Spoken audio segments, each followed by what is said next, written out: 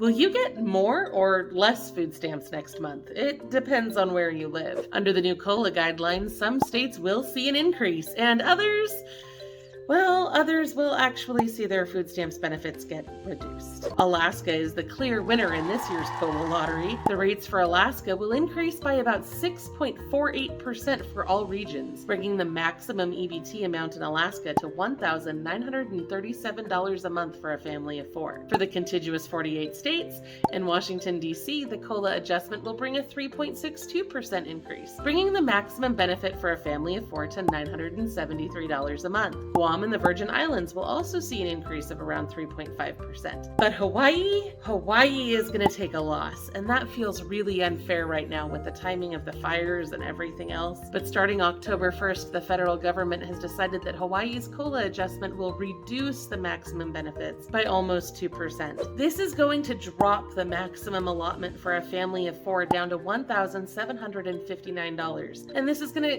basically translate to an average loss of around $11 for individuals or $35 for a family of 4. Hawaii's lawmakers are already working with the USDA secretary to try to find ways to minimize that impact, but in the meantime, you can expect these changes to take effect on October 1st. Now, in the meantime, more changes are on the way this month. Starting September 1st, if you're between the ages of 50 and 54 and classified as an able-bodied adult without dependents, new work requirements will apply to you. Previously, these requirements only affected those under the age of 50, but the age limit has been temporarily extended to 54. There are exceptions to this rule. You may be able to keep your SNAP benefits if you are homeless, a veteran, disabled, pregnant, have a child under age 18 living with you, even if that's a grandchild or a foster child. If any of these apply to you, then you need to work with your case manager to make sure that your benefits are protected as this rule change goes into effect. Now let's talk about the Farm Bill. This crucial legislation governs food programs like SNAP, WIC, and others. It's up for renewal right now, and it could have a huge impact on your EBT benefits. This is a very big deal, but of course, because it's a big deal, it's also a hotly debated issue. A lot of lawmakers want to expand SNAP, and a lot of lawmakers want to destroy it, and that's probably why our lawmakers are not even going to try to meet the deadline this year. House Agriculture Chairman Glenn Thompson said that the new Farm Bill won't be ready in time for the September 30th deadline, so instead Congress plans to temporarily extend the current Farm Bill while they continue to tackle the new one. The challenges surrounding the new Farm Bill are substantial, and part of it stems from the sheer size of this bill. This year's bill is projected to be the largest one ever, with a price tag surpassing $1 trillion.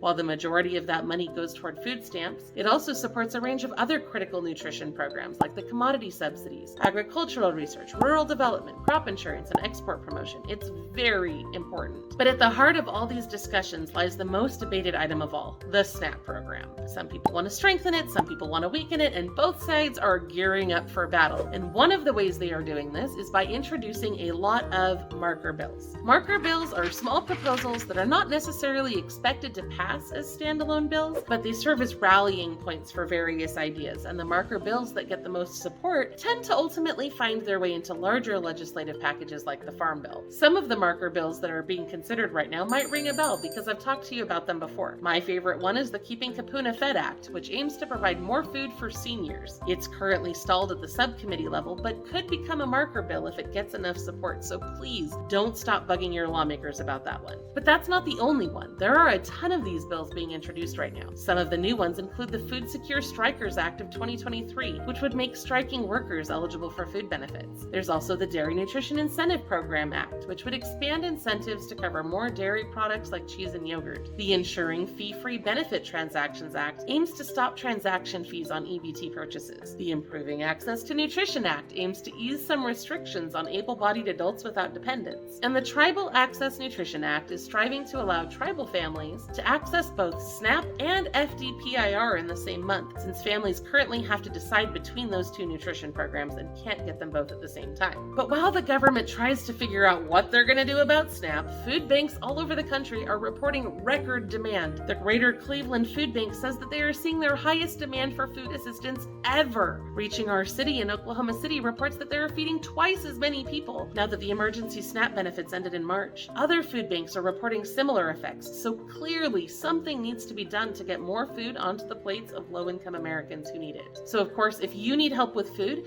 and you experience a disaster, please don't forget that you can usually get your SNAP benefits replaced if your food is lost in a disaster situation. This could be due to flooding, fires, power outages, or entirely different disasters. You'll need to keep tabs on your state department in charge of food stamps to make sure you don't miss those deadlines because they're only open for a very brief time, often only a few days to a week. You cannot afford to miss that. If you are affected by a disaster, follow your state department in charge of food stamps very closely. Now let's talk about some good news. We found some awesome new EBT discounts this month. There are 34 new museum discounts in 21 states. Some of the new additions include the SMUD Museum of Science and Curiosity in Sacramento, California, the Fairchild Tropical Botanic Garden in Miami, Florida, and the Legacy of the Lakes Museum in Minnesota. We've added all of the new museums to our EBT discount list, so go to lowincomerelief.com/EBT, especially if you live in Alabama, Arkansas, California, Connecticut, Florida, Hawaii, Indiana, Kansas, Maine, Maryland, Massachusetts, Minnesota, New Hampshire, New York, North Carolina, Ohio, Pennsylvania, Rhode Island, Utah, Virginia, or West Virginia. Now, those new additions have been added to a list of over 1,000 EBT discounts in all 50 states, and you can get the full list at lowincomerelief.com/EBT. And don't forget that most areas have transportation discounts for low-income users as well. If you get SNAP benefits, you may be able to get free or discounted public transportation on buses, trains, and more. Washington, D.C. recently rolled out a program like this, and it's available in a lot of areas. In Southern California, Metrolink's low-income discount program was recently rebranded to Mobility for All, but it still offers a 50% discount on rides for customers with an EBT card. There are a few states with other EBT updates you need to know. If you're in Connecticut, Oklahoma, Pennsylvania, South Dakota, or Texas, please bear with me for a few more minutes while we review those updates. Connecticut families with a child under the age of 6 may have noticed an extra SNAP payment of around $172. This payment was sent on August 13th to cover 42,000 families in Connecticut and give them a little bit of help here at the start of the school year. Oklahoma has made an important change that I need to tell you about. Starting in August, the state has established a text messaging system for SNAP benefits. The text system can tell you where you are in the application process and what you need to do to finish it up. Possible notifications could remind you about renewals, confirm applications received, remind you about recertifications, and more. The texts will only come from one of two numbers. That number will either be 405-522-1672 or 405-521-1671. I personally think this is a terrible idea because so many fraudsters have been using text messages to scam low-income Americans out of their benefits. The state has said that they will never ask you about your social security number, bank account number, or tell you that your card has been locked or placed on hold. They will not do that. Please be exceedingly careful if you receive a text message from any number about your Oklahoma benefits, as it could be a scam. Please